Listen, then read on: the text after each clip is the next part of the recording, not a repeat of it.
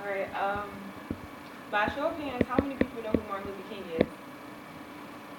By a show of hands, how many people know who Medgar Evers is? As you can see by the show of hands, a general audience wouldn't know who Medgar Evers is, but would know who Martin Luther King is. Medgar Evers was a civil rights activist that fought against segregation and racial violence, which led him to become brave, influential, and a strong leader whose work is just as important as Martin Luther King's. I am credible in these sources or learning about him because I read 3 books.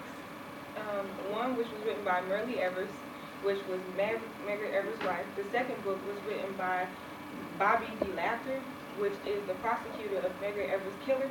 And then the third book was written by Michael Williams, which is a professor, an African American history professor at the University of Mississippi.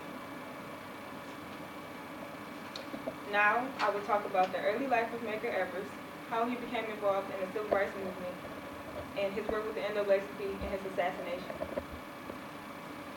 Medgar Evers was born July 2nd, 1925, in Decatur, Mississippi, to the parents of James and Jessie Evers. Medgar's father was known as Crazy Evers in Mississippi, according to Myrlie Evers, which is his wife, on her book. She said that his father was known as Crazy Evers because back in the day when colored people or African Americans were supposed to move off the sidewalk when a white person came, he wouldn't do it because he believed in equal rights no matter where he was, up north, south, wherever, and he installed that into Medgar Evers. And so while he was growing up, Medgar Evers believed that, so getting a job and doing the stuff like a regular, I guess, American or white person would do was kind of sort of not able to happen because of the Jim Crow laws.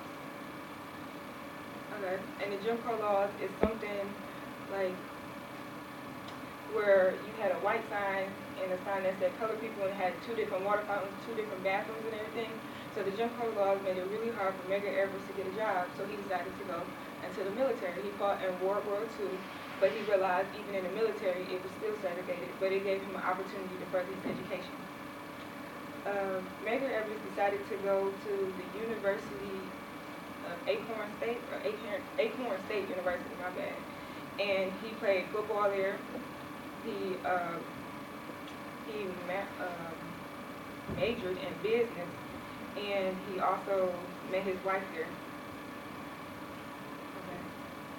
Okay. So I just talked about Medgar Evers' early life, and now I'm gonna talk about what he did after college.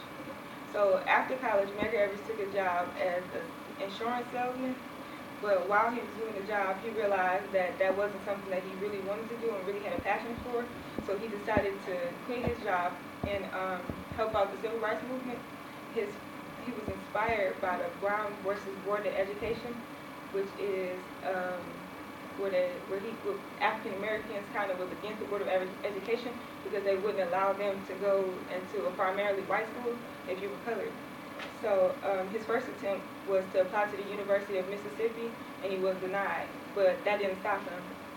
The NAACP, which is the National Association for the Advancement of Colored People, noticed his effort and appointed him as the first field secretary of Mississippi chapter of the NAACP. While he was this field secretary, he focused on crimes against blacks.